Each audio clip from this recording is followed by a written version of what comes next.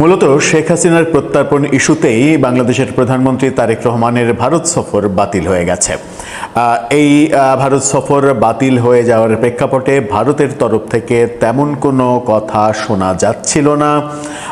মোটামুটি চুপ করেই ছিলেন ভারতীয় কর্তৃপক্ষ। অতঃপর ভারতের পররাষ্ট্রমন্ত্রী এস জয়শঙ্কর এই ইস্যুতে মুখ খুলেছেন। তিনি মুখ খোলার পরে যেটা বোঝা যাচ্ছে ভারতের মনোভাব, সেটা আমাদের জন্য কতটা ভালো কতটা মন্দ সেই হিসাব নিকাশে নিশ্চয়ই সরকার বসে পড়বে। সাধারণ জনগণ হিসাব নিকাশ করে তো লাভ নেই, সরকারকেই বুঝতে হবে। যেহেতু আমরা সরকারকে ভোট দিয়ে 5 বছরের জন্য দায়িত্ব দিয়েছি, সেহেতু সরকারকেই দেশের ভালো মন্দ এই ব্যাপারটা বুঝতে হবে। এস জয়শঙ্কর কি বলতে চাইলেন, কি বোঝাতে চাইলেন? আমরা কি কোথাও একটু বেশি অতি উৎসাহী হয়ে বাড়াবাড়ি করে ফেললাম শর্তের বেড়াজালে ব্যাপারটাকে আটকে দিয়ে বাতিল করে, নাকি সবকিছু ঠিকঠাকই আছে, কোনো সমস্যা নেই? চলুন একটু আলোচনা করে বোঝার চেষ্টা করি এই ভিডিওতে। থাকবেন। দর্শক, বলছিলাম শেখ হাসিনার প্রত্যর্পণ ইস্যুতে ভারতের পক্ষ থেকে অবশেষে কথা শোনা গেল। দীর্ঘ চুপ থাকা পরিস্থিতির পরে জয়শঙ্কর কথা বললেন। জয়শঙ্কর যখন কথা বললেন সেটা অবশ্যই গুরুত্বপূর্ণ এবং সেটা ভারতেরই কথা, এটাই বুঝতে হবে। কি বলছে বাংলাদেশের গণমাধ্যম? চ্যানেল 24-এর এই শিরোনামটা দেখে নিন। তারা বলছে, শেখ হাসিনার প্রত্যর্পণ প্রশ্নে নীরব জয়শঙ্কর, দ্বিপক্ষীয় সম্পর্কের ভিত্তি পারস্পরিক স্বার্থ।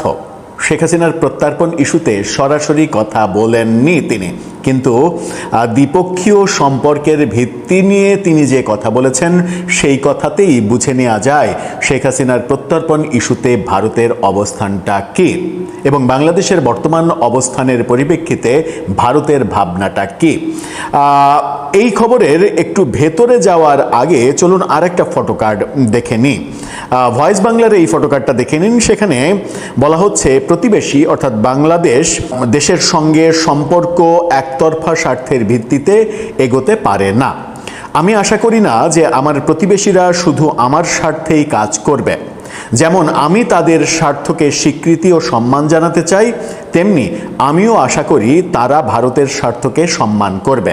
খুবই স্পষ্ট কথা, অর্থাৎ কেউই প্রত্যাশা করে না যে শুধুমাত্র একজনের স্বার্থকে ভাবা হবে। আমি যদি বাংলাদেশের স্বার্থকে গুরুত্ব দিই, তাহলে বাংলাদেশকেও ভারতের স্বার্থকে গুরুত্ব দিতে হবে। জয়শঙ্করের স্পষ্ট অবস্থান। আরেকটু পরিষ্কার হই চলুন। বাংলাদেশের সাবেক প্রধানমন্ত্রী শেখ হাসিনার প্রত্যর্পণ ইস্যুতে সরাসরি কোনো মন্তব্য করতে অস্বীকৃতি জানালেও এই ব্যাপারটা যখন উঠে এসেছে তখন ব্যাপারটা আমাদের কাছে পরিষ্কার। তিনি বলেছেন, ভারত বাংলাদেশের সম্পর্ক টেকসই হতে হলে সেটি অবশ্যই পারস্পরিক স্বার্থের পরীক্ষায় উত্তীর্ণ হতে হবে, অর্থাৎ একজন আরেকজনের স্বার্থ নিয়ে সচেতন থাকবে। ইকোনমিক টাইমস ওয়ার্ল্ড লিডার্স ফোরামে বক্তব্য দেওয়ার সময় জয়শঙ্কর এই মন্তব্য করেছেন। অনুষ্ঠানে তাকে বাংলাদেশের পক্ষ থেকে শেখ হাসিনাকে প্রত্যর্পণের দাবির বিষয়ে প্রশ্ন করা হলে তিনি উত্তর না দিয়ে দুই দেশের সম্পর্কের মূল নীতি হিসেবে পারস্পরিক স্বার্থের কথা তুলে ধরেছেন। শেখ হাসিনার ইস্যু টেকনিক্যালি তিনি সরাসরি বলা থেকে বিরত থেকেছেন, কিন্তু যেটা বুঝিয়ে দিয়েছেন সেটা আমাদের কাছে খুবই পরিষ্কার। জয়শঙ্কর বলেছেন, যে কোনো সম্পর্ক কার্যকর হতে হলে তা পারস্পরিক স্বার্থের পরীক্ষায় উত্তীর্ণ হতে হবে। এটি দুই দেশের জন্যই সমানভাবে কাজ করতে হবে, একটুও কম বেশি না। আমি যেমন তার স্বার্থ দেখব, সেও আমার স্বার্থ দেখবে, এটাই কূটনৈতিক সম্পর্ক। ভারতীয় সংবাদ মাধ্যম টেলিগ্রামের প্রতিবেদনে বলা হয়েছে, বাংলাদেশ সরকার দীর্ঘদিন ধরে শেখ হাসিনাকে দেশে ফেরত পাঠানোর জন্য ভারতের কাছে আনুষ্ঠানিকভাবে অনুরোধ জানিয়ে আসছে। মানবতা বিরোধী অপরাধ মামলায় দণ্ডিত হওয়ার পর তিনি ভারতে আগে থেকেই তো তিনি ভারতে অবস্থান করছেন। তবে এই বিষয়ে নির্দিষ্ট প্রশ্নের জবাবে জয়শঙ্কর কোনো মন্তব্য করেননি। তার পরিবর্তে তিনি বলেছেন, প্রতিবেশী দেশের সঙ্গে সম্পর্ক একতরফা স্বার্থের ভিত্তিতে এগোতে পারে না। তিনি বলেছেন, আমি আশা করি না যে আমার প্রতিবেশীরা শুধু আমার স্বার্থই দেখবে। যেমন আমি তাদের স্বার্থকে স্বীকৃতি ও সম্মান জানাতে চাই, তেমনি আমি এটাও চাই যে তারাও তারাও ভারতের স্বার্থকে সম্মান করবে। জয়শঙ্করের বক্তব্যে স্পষ্ট যে বাংলাদেশ ভারতকে যে শর্ত দিয়েছে সেই শর্ত মানে একপাক্ষিক শর্ত, অপোজিট পক্ষে ভারতও যদি শর্ত দিয়ে থাকে, আমরা জানি না, এখন পর্যন্ত ক্লিয়ার না। বাংলাদেশের পক্ষ থেকে শর্তের ব্যাপারটা পরিষ্কারভাবে পররাষ্ট্র মন্ত্রণালয়ের মুখপাত্র বলে দিয়েছেন, কিন্তু ভারতের তরফ থেকে পাল্টা কোনো শর্ত দেয়া হয়েছে কিনা কিংবা তার আগে কোনো শর্ত দেয়া হয়েছে কিনা আমরা জানি না। তার বক্তব্য খুবই স্পষ্ট, বাংলাদেশের বর্তমান অবস্থা যেটা, সেটাকে তিনি ভালো চোখে দেখছেন না। এর ফলে আমরা কি কোনো সমস্যায় পড়তে পারি? সমস্যা কি? কোনো সমস্যা নেই। ভারতের সঙ্গে যদি আমার সম্পর্ক না থাকে তাহলে কি যায় আসে?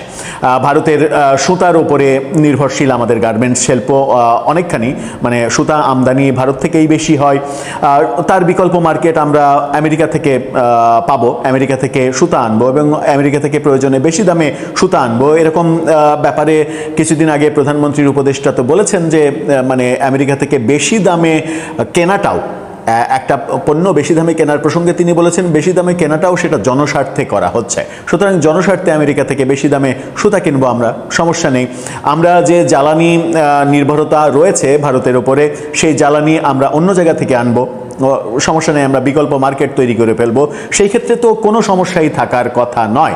শুধুমাত্র একটা সমস্যা আছে, সেটা হচ্ছে ভারত আমাদের তিন দিক বেষ্টিত প্রতিবেশী, সব থেকে মানে বড় প্রতিবেশী।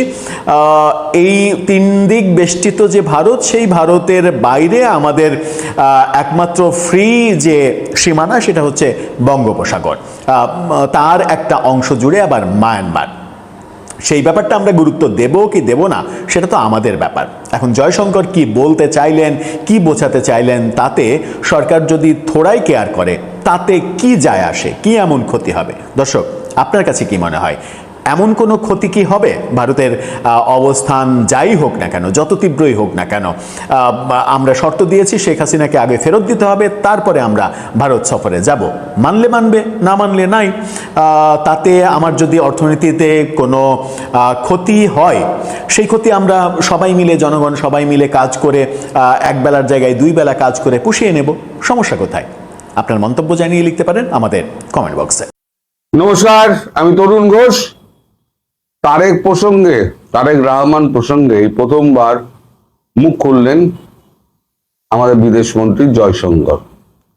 এর আগে কিন্তু তিনি কোনো কথা বলেননি, এতদিন হয়ে গেছে পররাষ্ট্রমন্ত্রী আমাদের, তিনি একটি বাক্যও খরচ করেননি। আজকে গতকালকে তিনি একটি অনুষ্ঠানে সাইড লাইনে কথাবার্তা বলতে গিয়ে তিনি বলেন তারেক প্রসঙ্গে পরস্পরের স্বার্থে জোর জয়শঙ্কর।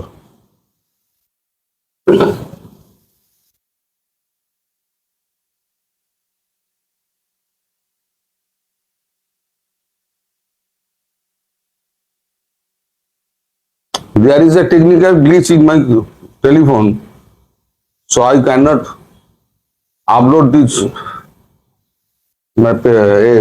paper to screen. কিন্তু যেটুকু উনি বলেছেন সেটুকু আমি আপনাদের পড়ে শোনাই। উনি বলছেন, বাংলাদেশে প্রধানমন্ত্রী তারেক রহমানের সম্ভাব্য নয়াদিল্লি সফর ঘিরে গত এক পক্ষকাল ধরে চলছে কূটনৈতিক নাটক। বিষয়টি নিয়ে এতদিনে মুখ খুললেন বিদেশমন্ত্রী এস জয়শঙ্কর।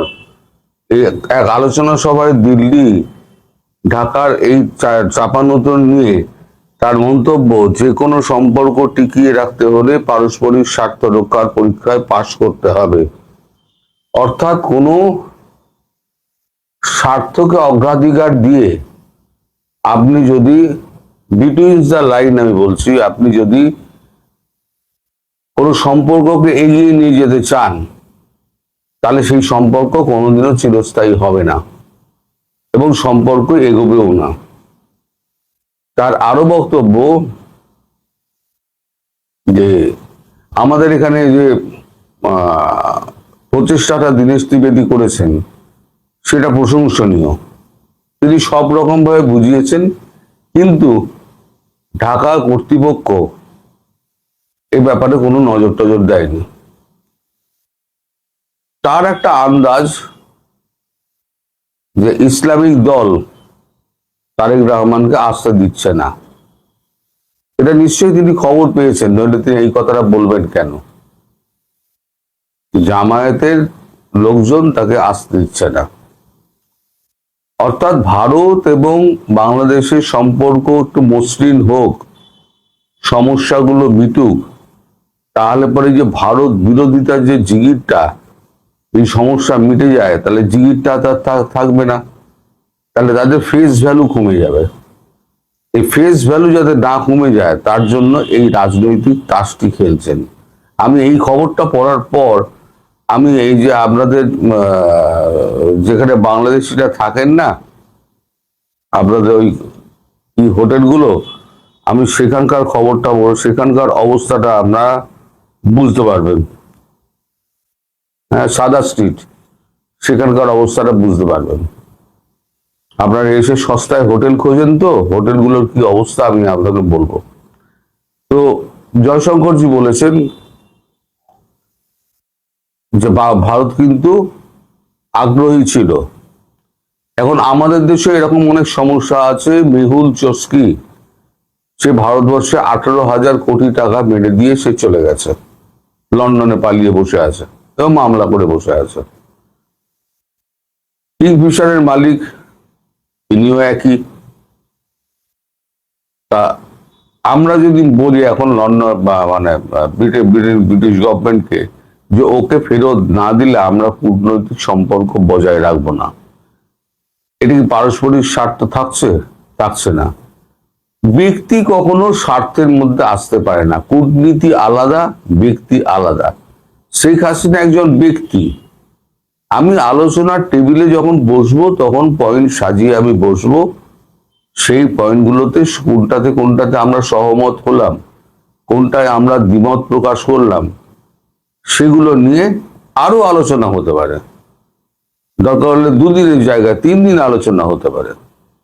আমাদের এত বড় ট্রেড ডিল নিয়ে যদি আমেরিকার সঙ্গে এত বছর ধরে, প্রায় 1.5 বছর ধরে ঝুলিয়ে রাখা হয়, তাহলে পরে আলোচনা তো হচ্ছে। এই গঙ্গা চুক্তি আছে, তারপর আপনার ডিজেল আছে, ট্রান্সশিপমেন্ট আছে, তারপর তুলা রপ্তানি আছে, তারপর বর্ডার ইস্যু রয়েছে, এরকম এরকম বহু সমস্যা কিন্তু রয়েছে। এই সমস্যাগুলোকে এক এক করে কিন্তু সমাধান করা যেত। কিন্তু উনি যদি নাই আসেন এবং জামায়াত যদি নাই আসতে দেয়, তাহলে পরে এই সমস্যার সমাধান জীবনে হবে না এবং সম্পর্ক আরো তলানিতে যাবে। এটা হচ্ছে ওনার মোদ্দা বক্তব্য, যেটা আমি তুলে ধরতে পারছি না এখানে। আবার এখানে যেটা আমি আপনাকে বলছিলাম, আপনারা কোথায় থাকেন এসে।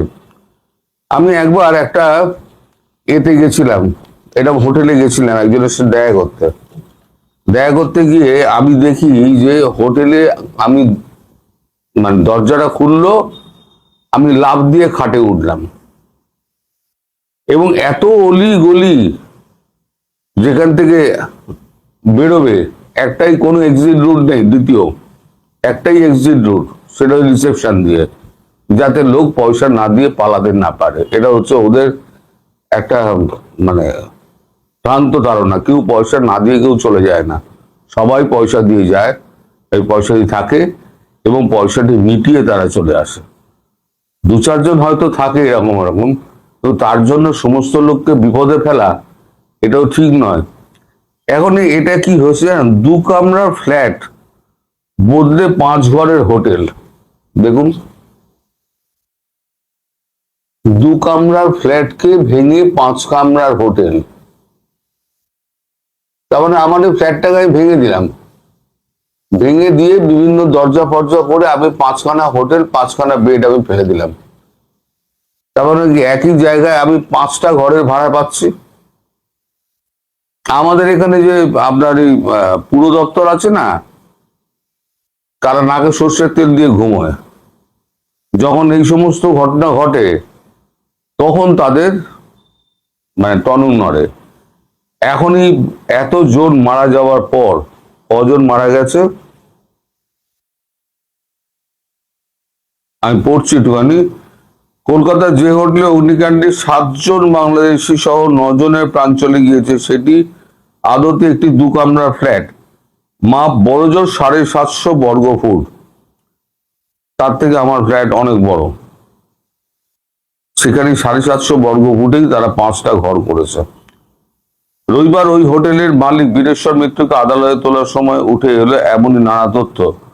সরকারি আইনজীবী দাবি করলেন, ফ্ল্যাটের ভুল বদলে কয়েক বছর ধরে হোটেল চালানো হচ্ছে, সে ব্যাপারে সম্পূর্ণ অন্ধকারে ছিল কলকাতা পৌরসভা।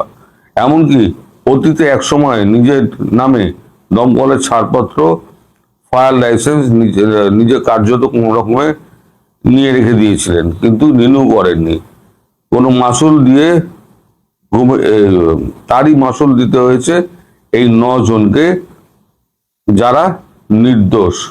সুতরাং এনার শাস্তি অবশ্যই কাম্য। এবার আপনি ভাবুন, আরো আছে এখানে। আর আপনারা এই সস্তায় হোটেলে থাকার জন্য আপনারা নিউ মার্কেটের কাছাকাছি থাকবেন। নিউ মার্কেট ছাড়া, সাদা স্ট্রিট ছাড়া আপনাদের মন রয়েছে না। কিন্তু জীবনটা তো আগে, আমি সবসময় বলি জীবন আগে। আপনারা কিন্তু একটু এদিক ওদিক চত্বরে গেলে কিন্তু আপনি 1200 টাকায় ভালো হোটেল পেয়ে যাবেন। দরকার হলে আমায় ফোন করবেন, আমি আপনাদের বলে দেবো কোথায় কোথায় হোটেল আছে। ওখানে অ্যাভেলেবেল হোটেল। 1200 টাকায় আপনি ডাবল বেডরুম উইথ মানে আপনার সকালবেলার ব্রেকফাস্ট, হ্যাঁ, ওটা আপনি পেয়ে যাবেন। এবার খাবার তো আপনার নিজের, আপনি হোটেল থেকে খেলেন কি বাইরে থেকে খেলেন। এই যে আপনারা সব গিয়ে সাদা স্ট্রিটে জড়ো হন না, এখন সাদা স্ট্রিটের হোটেলগুলো সমস্ত এখন ওই পুরসভা লাইসেন্স দেখছে আর একটা একটা করে বন্ধ করছে। এবার যারা আসবেন তারা হয়তো দেখবেন অর্ধেক হোটেল বন্ধ। এবং বহুদিন আগে থেকে আমি বলছি যে এই হোটেলগুলোকে ভাঙার জন্য কিন্তু সরকার উঠে পড়ে লেগেছিল। এটা তৃণমূল সরকার করতে চেয়েছিল, কিন্তু তিনি ভোটের জন্য করতে পারেননি। ওখানে অনেক ভোট আছে, তৃণমূল সরকার তো ভোটের জন্য অনেক কিছু করতে পারে, তাও হোটেলগুলো ইচ্ছা থাকলেও উনি ভাঙতে পারেননি। এই সরকারও নাকে সর্ষের তেল দিয়ে ঘুমোচ্ছে। যখন কিছু হয় তখন তাদের টনক নড়ে এইবারেতে ব্যবস্থা নিতে হবে।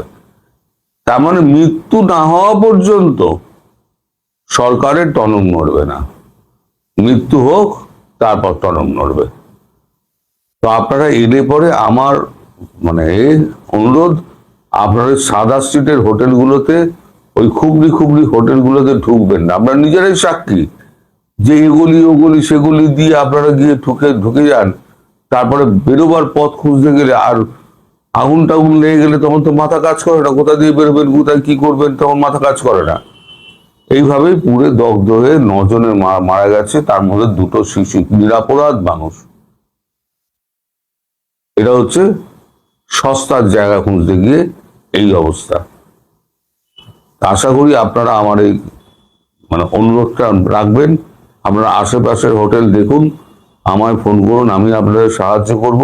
কিন্তু সাদা স্ট্রিটের হোটেলে যাবেন না। ঘুরতে যান, খেতে যান, সবই কিন্তু আপনার ওয়াকিং ডিস্টেন্সে আছে। সবাইকে নিউ মার্কেটের মধ্যেই থাকতে হবে এমন কোনো মানে নেই।